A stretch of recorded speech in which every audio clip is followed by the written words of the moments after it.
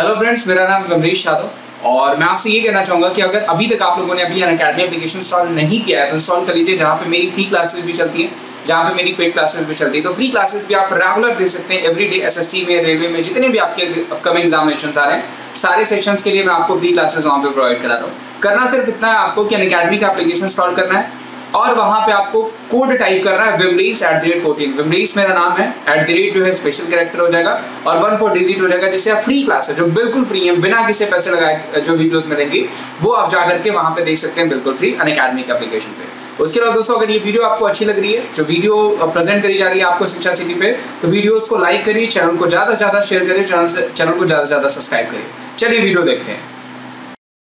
नमस्कार, स्वागत है आप सभी का शिक्षा सिटी के यूट्यूब चैनल में। दोस्तों, हम जो आरआरबी एनटीपीसी 2020 के लिए टेस्ट सीरीज चला रहे हैं उसके भाग 25 को आज की इस वीडियो में हम कवर करेंगे। तो चलिए वीडियो को स्टार्ट कर लेते हैं और देख लेते हैं कि आज का जो भाग 25 है इसमें हमने कौन कौन से इंपॉर्टेंट प्रश्नों को सम्मिलित किया है। तो चलिए वीडियो को शुरू करते हैं। पहला प्रश्न हमारा है, हाल ही में किस देश ने अपनी मुद्रा को रियाल से टोमान में परिवर्तित कर दिया है। तो आपको उस देश का नाम बताना है जिसकी पहले जो ऑफिशियल करेंसी थी, जो आधिकारिक मुद्रा थी, वो रियाल थी, परंतु अब उसने अपनी नई आधिकारिक मुद्रा लॉन्च की है तथा उस मुद्रा को लॉन्च दिया गया है टोमन। तो यह देश कौन सा है? तो यह देश है ईरान। तो राइट आंसर आपका हो जाएगा ईरान। जो है उसने अपनी मुद्रा को रियाल से टोमन में परिवर्तित कर दिया है। अब बात यहाँ पे ईरान की है, तो ईरान की राजधानी आपको मिलेगी तेहरान में। तेहरान जो है ये ईरान की राजधानी है। हसन रूहानी जो हैं ये वर्तमान में क्या हैं? तो यहाँ के राष्ट्रपति हैं तथा ईरान के द्वारा 2 सैटेलाइट लॉन्च किया गया था, जफ़र और नूर। कौन सा? जफ़र और नूर नामक जो सैटेलाइट है, ये 2 सैटेलाइट ईरान के द्वारा लॉन्च किए गए थे। अगला प्रश्न है, हाल ही में निम्न में से किस एक्ट में संशोधन करके बांस को पेड़ की कैटेगरी से हटा दिया गया है?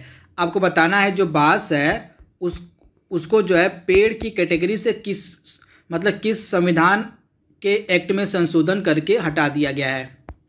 तो यह एक्ट था 1927 का इंडियन फॉरेस्ट एक्ट 1927।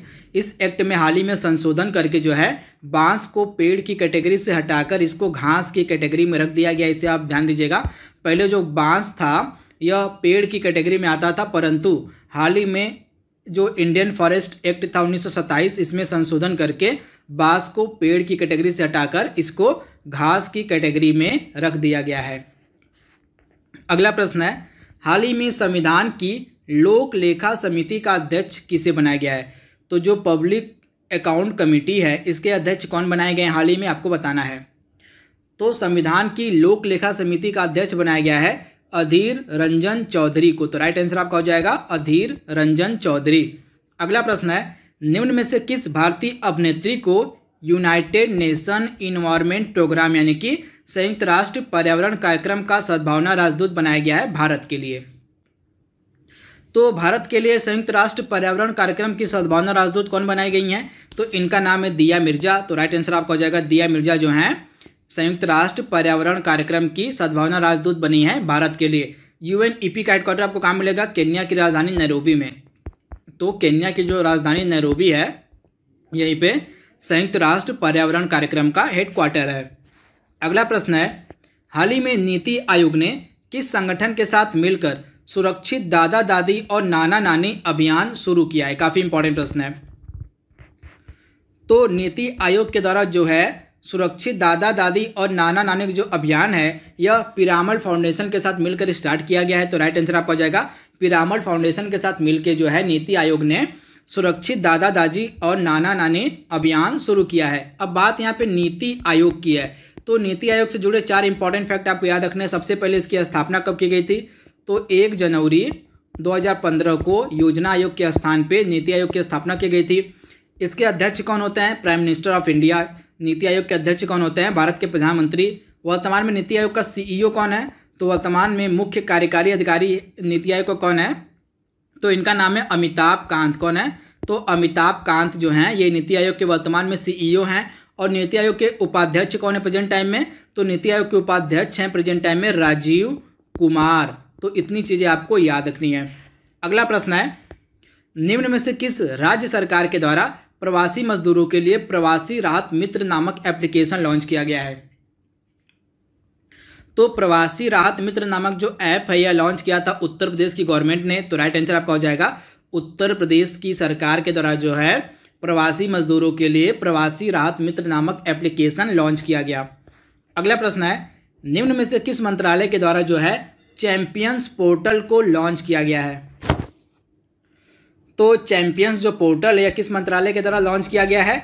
तो इसका राइट आंसर आपका हो जाएगा MSME जो मंत्रालय है, micro small and medium enterprises जो इंडस्ट्री है मतलब है मंत्रालय है, इसके द्वारा जो है हाल ही में चैंपियंस पोर्टल लॉन्च किया गया है। तो राइट आंसर आपका हो जाएगा MSME मंत्रालय के द्वारा। अगला है, आपको बताना है कि विश्व का जो सबसे ठंडा क्षेत्र है वर्खोयांस्क, आपको बताना है कि यह जो विश्व का सबसे ठंडा क्षेत्र आपको किस देश में मिलेगा? तो विश्व का जो सबसे ठंडा क्षेत्र है वर्खोयांस्क ये आपको मिलेगा रूस के साइबेरिया क्षेत्र में। आप याद देखिएगा, रूस का जो साइबेरिया वाला एरिया है वहाँ पे एक स्थान है वर्खोयांस्क जो कि विश्व का सबसे ठंडा क्षेत्र है। अगला प्रश्न है, निम्न में से किस देश को नहरों का देश कहा जाता है? तो किसे नहरों का देश हम कहते हैं? तो पाकिस्तान इसका राइट आंसर हो जाएगा। पाकिस्तान को जो है नहरों का देश कहा जाता है। जनसंख्या के मामले में विश्व का चौथा सबसे बड़ा देश कौन सा है आपको बताना है? तो पॉपुलेशन यानी कि जनसंख्या के मामले में विश्व में सबसे पहले नंबर पर आपको मिलेगा चीन मिलेगा, दूसरे नंबर पर आपको इंडिया मिलेगा, तीसरे नंबर पर आपको USA मिलेगा और चौथे नंबर पे आपको जो है इंडोनेशिया मिलेगा जनसंख्या के मामले में। तो विश्व का चौथा सबसे बड़ा जनसंख्या वाला देश कौन सा है? इंडोनेशिया। अगला प्रश्न है, किन्बुल निम्नलिखित में से किस देश का सबसे ऊंचा पर्वत शिखर है? काफी इंपॉर्टेंट प्रश्न है। तो इसका राइट आंसर आपका हो जाएगा मलेशिया का जो सबसे ऊंचा पर्वत शिखर है इसको हम कहते हैं किन्बुल। क्या कहते हैं? तो मलेशिया का सबसे ऊंचा जो पर्वत शिखर है इसको हम कहते हैं किन्बुल।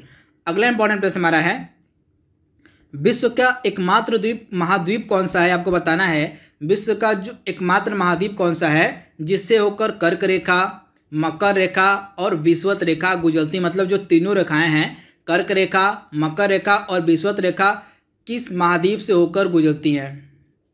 तो ये जो तीनों रेखाएं हैं गुजरती हैं अफ्रीका महाद्वीप से। तो राइट आंसर आपको हो जाएगा अफ्रीका महाद्वीप से जो है कर्क रेखा, मकर रेखा और विषुवत रेखा ये तीनों गुजरती हैं। तो राइट आंसर आपका हो जाएगा अफ्रीका महाद्वीप। अगला प्रश्न आपका है, न्यू इंडिया नामक समाचार पत्र के संपादक कौन थे? तो न्यू इंडिया नामक समाचार पत्र के संपादक कौन थे? तो बिपिन चंद्र पाल। तो राइट आंसर आपका हो जाएगा बिपिन चंद्र पाल के द्वारा जो है न्यू इंडिया नामक जो है समाचार पत्र का संपादन किया जाता था। अगला प्रश्न है, सविनय अवज्ञा आंदोलन की जो शुरुआत है यह किस वर्ष की गई थी? तो सविनय अवज्ञा की आंदोलन की जो शुरुआत है यह कब की गई थी? तो डेट था 6 अप्रैल का और वर्ष था 1930 का। तो 6 अप्रैल 1930 को जो है सविनय अवज्ञा आंदोलन की शुरुआत किसके द्वारा की गई थी? तो महात्मा गांधी के द्वारा। अगला प्रश्न आपका है, निम्न में से किस गवर्नर जनरल के द्वारा जो है 1784 में एशियाटिक सोसाइटी ऑफ बंगाल की मतलब नींव रखी गई थी? काफी इंपॉर्टेंट प्रश्न है। तो एशियाटिक सोसाइटी ऑफ बंगाल की जो नींव है 1784 ईस्वी में रखी थी वॉरेन हेस्टिंग ने। तो राइट आंसर आपका हो जाएगा वॉरेन हेस्टिंग के द्वारा जो है 1784 में एशियाटिक सोसाइटी ऑफ बंगाल की नींव रखी गई थी। वॉरेन हेस्टिंग के कार्यकाल में कुछ इंपॉर्टेंट एक्ट और कुछ इंपॉर्टेंट लॉ बनाए गए थे तथा कुछ इंपॉर्टेंट घटनाएं बनाई गई थी जो आपके एग्जाम में पूछी जा सकती हैं। मैं आपको बता रहा हूं, अब नोट डाउन करते चलेगा। पहला जो इंपॉर्टेंट एक्ट इसके कार्यकाल में आया था वह था 1773 का रेगुलेटिंग एक्ट। आप याद रखिएगा 1773 का जो रेगुलेटिंग एक्ट था यह इसी के कार्यकाल में आया था, वॉरेन हेस्टिंग के कार्यकाल में। उसके बाद 1784 का जो पिट्स इंडिया एक्ट था, जो 1784 का पिट्स इंडिया एक्ट था यह भी वॉरेन हेस्टिंग के कार्यकाल में आया था, आप इसे याद रखिएगा। तथा जो है कलकत्ता को बंगाल की राजधानी भी वॉरेन हेस्टिंग ने घोषित किया था। इसके बाद जो है बंगाल के द्वैत शासन की जो समाप्ति है इसी के द्वारा की गई थी। तो इतनी सारी घटनाएं थी इससे रिलेटेड, वॉरेन हेस्टिंग से रिलेटेड, आप इसे याद रखिएगा। तथा यह कब से कब तक गवर्नर जनरल था? तो यह कब से कब तक था? तो 1773 से लेके आपका 1785 तक यह गवर्नर जनरल था। अगला प्रश्न है, निम्न में से किस गवर्नर जनरल के समय में वर्ष 1799 में जो है चतुर्थ मैसूर युद्ध लड़ा गया था। तो जो चौथा मैसूर युद्ध था 1799 ईस्वी में, यह किसके कार्यकाल में लड़ा गया था? तो लॉर्ड वेलेजली के कार्यकाल में। तो राइट आंसर हो जाएगा आपका लॉर्ड वेलेजली के कार्यकाल में जो है चतुर्थ मैसूर युद्ध लड़ा गया था, और द्वितीय मराठा युद्ध भी इसी के कार्यकाल में लड़ा गया था। तो दोनों युद्ध जो थे, चौथा मैसूर युद्ध और जो दूसरा मराठा युद्ध था, ये दोनों जो युद्ध थे यह लॉर्ड वेलेजली के ही कार्यकाल में लड़े गए थे। तथा हैदराबाद को जो है इसने सहायक संधि के तहत, पहला राज्य हैदराबाद था जो सहायक संधि के तहत इसने अपने एरिया में मिला लिया था, जिसको आप याद रखिएगा। जो लॉर्ड वेलेजली था इसके द्वारा जो है सहायक संधि की शुरुआत की गई थी, तथा सहायक संधि के अंतर्गत शामिल होने वाला जो पहला राज्य था वह था हैदराबाद। तो इसे भी आप ध्यान दीजिएगा। अगला प्रश्न है, श्रमिक दिवस जो है कब प्रतिवर्ष मनाया जाता है? आपको डेट बताने की। जो श्रमिक दिवस होता है, वर्ल्ड लेबर डे होता है, यह कब मनाया जाता है? तो श्रमिक दिवस प्रतिवर्ष मनाया जाता है 1 मई के दिन। तो राइट आंसर आपका हो जाएगा 1 मई। अगला इंपॉर्टेंट प्रश्न हमारा है, पहला मुगल सम्राट कौन था? तो पहला मुगल सम्राट कौन था? तो बाबर जो था यह पहला मुगल सम्राट था। इन्हें मुगल भारत में मुगल वंश की जो स्थापना इसने 1526 ईस्वी में की थी, तथा इसका जो कार्यकाल था 1526 से 1530 तक था। इसे भी आप ध्यान दीजिएगा, बाबर। अगला प्रश्न है, करो या मरो का जो नारा है यह किसके द्वारा दिया गया था? तो आपको एक डेट याद रखनी पड़ेगी, 8 अगस्त 1942 को। 8 अगस्त 1942 को महात्मा गांधी के द्वारा भारत छोड़ो आंदोलन की शुरुआत की गई थी, तथा इसी आंदोलन के समय ही जो है महात्मा गांधी ने जो है करो या मरो का नारा दिया था। तो आप याद रखिएगा, 8 अगस्त 1942 को भारत छोड़ो आंदोलन की शुरुआत की गई थी, तथा इसी आंदोलन के समय ही करो या मरो का जो नारा है महात्मा गांधी के द्वारा दिया गया था।